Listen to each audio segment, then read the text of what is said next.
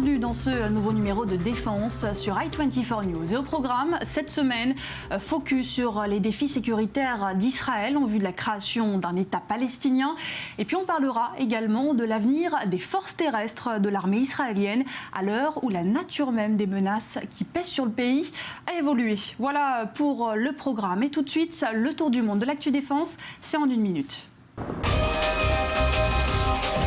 Regain de violence en Israël, un soldat israélien a été tué dimanche soir le long de la frontière israélo-libanaise par des tirs venant du Liban. Selon les premières investigations, l'auteur des tirs serait un membre des forces armées libanaises.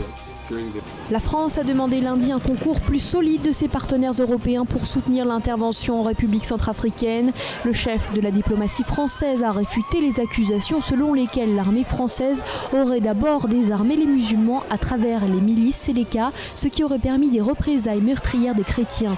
Plus de 1600 soldats français sont engagés dans cette opération. Et enfin le Brésil qui vient d'allouer 1 milliard d'euros pour la sécurité pendant la Coupe du Monde 2014 prévue du 12 juin au 13 juillet prochain. Entre 3 et 4 000 soldats seront positionnés dans chacune des 12 villes hautes de la compétition. En plus des soldats, la sécurité du Mondial 2014 sera renforcée par des drones.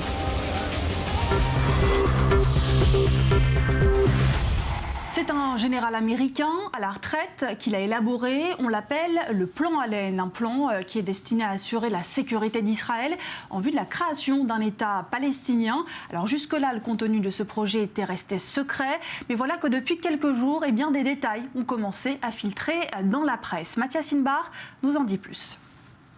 La route vers la paix au Moyen-Orient passe par la sécurité d'Israël. C'est du moins ce que pense Washington, qui vient de proposer un nouveau plan de sécurité pensé par le général John Allen, l'ancien commandant des forces américaines en Afghanistan. Les États-Unis se représentent eux-mêmes et représentent leurs intérêts. Et l'intérêt d'Israël est d'obtenir la paix, non pas en fonction des intérêts des États-Unis. Mais nous avons les mêmes intérêts dans la région, et ce sont les intérêts des Palestiniens aussi.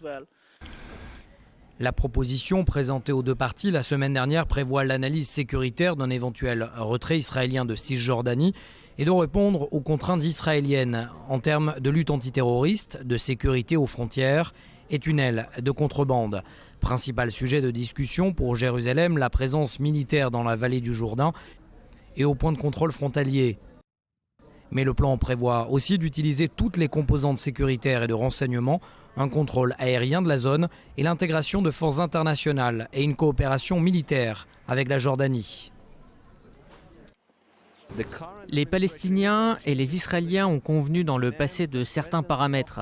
Mais depuis, l'administration actuelle en Israël a fait évoluer sa position et a exigé la présence de l'armée israélienne en vallée du Jourdain. Les Palestiniens ne peuvent accepter quelque chose qui leur a été offert dans le passé et qui a comme une sorte de retrait sur ces positions des Américains et des Israéliens. Les Palestiniens ont pour leur rejeté le plan et les Israéliens ont émis des doutes, mais conservent un élan d'optimisme. Kerry veut calmer les opinions publiques israéliennes et spécialement le Premier ministre Benjamin Netanyahou. Et ce, après s'être assuré que la sécurité d'Israël soit maintenue et conservée. Il souhaite s'assurer que ces dossiers soient réglés et là, il pourra s'attaquer aux plus grandes questions de fond, voire envisager des plus grandes concessions. Et on continue à parler de paix et de sécurité. J'accueille sur ce plateau l'ancien chef du commandement centre de l'armée israélienne, le général de réserve Gadi Shamni. Bonsoir. Bonsoir. Alors, ce conflit israélo-palestinien, vous en avez l'expérience du terrain. Lorsque les Américains vous disent qu'un accord est possible dans les tout prochains mois, vous y croyez ? Je ne suis pas sûr que cela prenne quelques mois comme ils le prétendent, mais je crois que les deux parties sont parvenues à la conclusion qu'il n'y a pas d'autre alternative à un accord de paix. Cela prendra certainement un peu plus de temps, cela sera difficile. Il y a quand même une méfiance entre les deux parties qui s'est créée au long des années. Il faudra très certainement surmonter les obstacles entre les deux parties et rétablir la confiance entre nous et les Palestiniens. Mais cet accord était absolument crucial et il est possible. Alors si c'est possible, il aboutira à la création d'un État palestinien. Pourquoi est-ce que les Israéliens tiennent tant à maintenir leur présence dans la vallée du Jourdain d'un point de vue stratégique après la création d'un État palestinien ?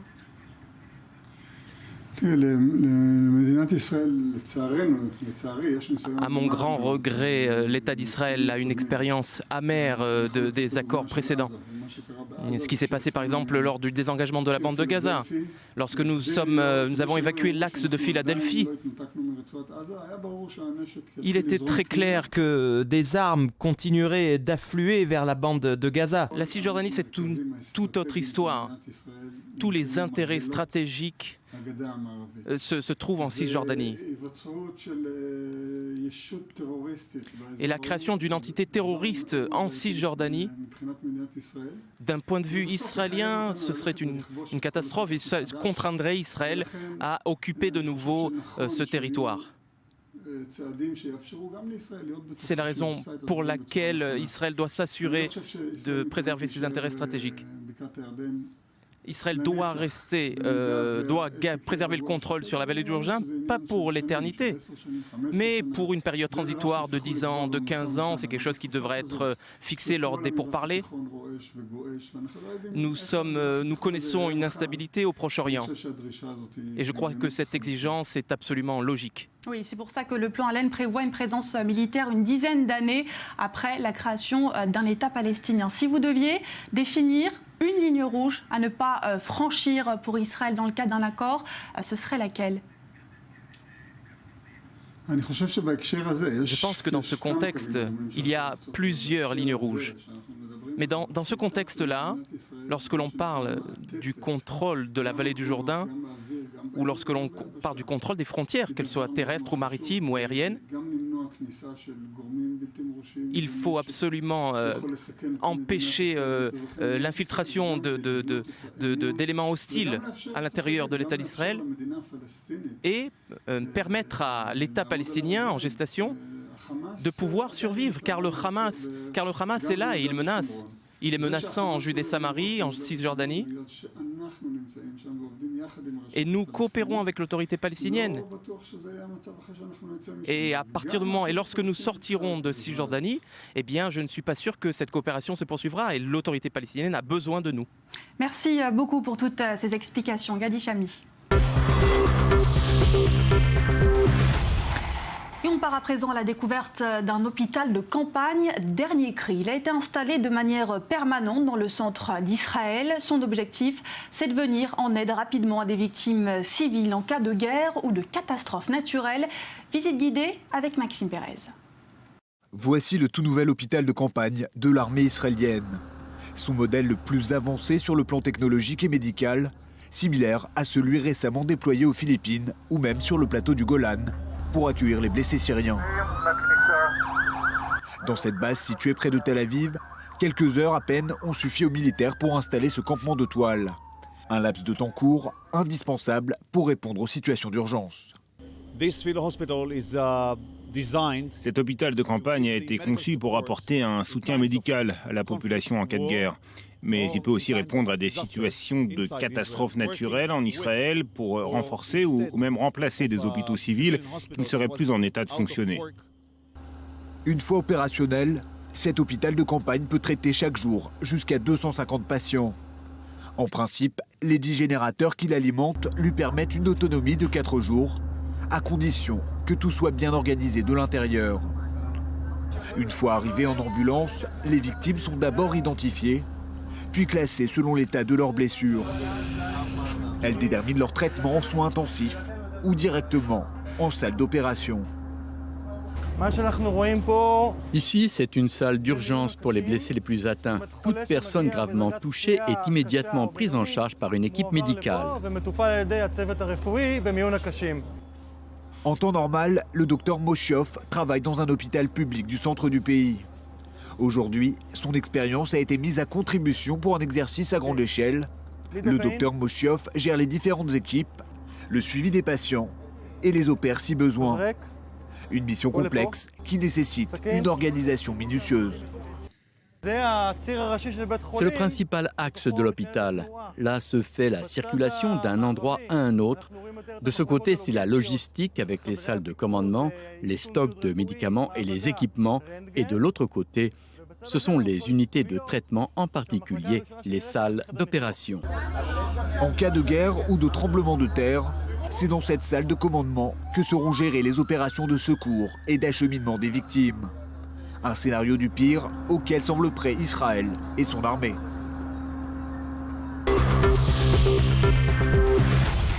Et on reparle à présent de cet accident assez rare pour être souligné, celui de ces 4 Israéliens blessés par un incendie qui s'est déclaré dans leur tank. Ça s'est passé il y a quelques jours en plein exercice militaire dans le plateau du Golan. On va regarder tout de suite ce reportage, puis on parlera plus largement de l'avenir des forces terrestres en Israël avec notre invité. C'est juste après ça. 4 soldats de Tsahal ont été blessés lors d'un exercice d'entraînement dans les hauteurs du Golan. 2 des soldats sont dans un état grave et 2 sont dans un état modéré. Tous les 4 ont été transportés au centre médical Rambam à Haïfa. Les soldats souffrent de brûlures, de blessures dues au souffle de l'explosion et de blessures générales. 2 des soldats ont été placés sous assistance respiratoire et sont traités dans l'unité des soins intensifs. Les autres soldats ont été admis au sein du service de chirurgie plastique. Les enquêtes préliminaires menées par l'armée israélienne ont révélé qu'un obus dans le réservoir s'est retourné en raison d'un mauvais fonctionnement, provoquant ainsi une explosion. Bien que la tension est élevée dans la frontière nord à cause de la guerre civile qui se poursuit en Syrie, le Golan est toujours considéré comme la zone d'entraînement principale pour les forces terrestres et blindées de l'armée israélienne dans le nord d'Israël. Alors je vous le disais, on va parler plus largement de l'avenir des forces terrestres en Israël avec l'ancien commandant du corps blindé de Tsahal, le général de réserve Avigdor Klein. Bonsoir. Bonsoir à vous et à tous les téléspectateurs. Alors ce plateau du Golan que l'on vient de voir dans ce reportage, il a été le théâtre des plus grandes batailles dans l'histoire du corps blindé. Mais aujourd'hui, avec les nouvelles technologies, le développement de missiles, de capacités aériennes, est-ce que le rôle du tank est aussi crucial dans le champ de bataille ? C'est une question intéressante. La réponse est oui. Mais je dirais qu'il y a 3 facteurs qui permettent à l'État d'Israël d'utiliser des chars comme un élément déterminant dans le champ de bataille, sur le champ de bataille. Nos chars arrivent à surmonter les menaces des missiles anti-chars. Deuxièmement, l'État d'Israël est un petit pays. Nous ne pouvons pas nous permettre d'avoir une armée terrestre très grande. Nous devons absolument être très créatifs pour faire ce que nous devons faire sur le champ de bataille. Et le troisième facteur qui a également un rapport avec la technologie, c'est que nos chars sont équipés de systèmes qui nous permettent de riposter rapidement et de manière puissante pour faire face aux problèmes que nous pose le champ de bataille moderne. Alors face à ces tanks israéliens, il y a d'autres tanks, ceux des tanks de l'armée arabe notamment. Est-ce qu'ils sont au niveau de ceux de Tsahal ? De manière générale, les chars sont des chars. Non, ce n'est pas le même niveau. Nos chars sont équipés de systèmes qui permettent aux soldats de combattre beaucoup mieux qu'avec un char syrien, par exemple. Et puis, vous savez, dans nos chars, nous avons les soldats qui sont les mieux entraînés et puis les mieux formés. Oui, et puis le slogan du corps blindé, vous le connaissez, c'est l'homme du tank gagne toujours. C'est encore le cas ? Oui, absolument. Je crois que ce sera vrai pour un bon bout de temps. Nous avons des combattants qui sont très bien formés, qui sont d'excellents soldats, et c'est eux qui gagnent sur le champ de bataille. Évidemment, ils sont aux commandes de machines et de chars ultra perfectionnés, mais ce sont eux qui font la différence. Et évidemment, c'est l'homme qui est dans le tank qui vaincra. Et ces tanks qui sont également positionnés, on l'a vu tout à l'heure, dans le Golan, où il y a eu récemment de nombreux incidents liés au conflit syrien, notamment des tirs d'obus syriens. C'est quoi le mot d'ordre à ce moment-là ? Est-ce que c'est riposter, ne pas riposter ?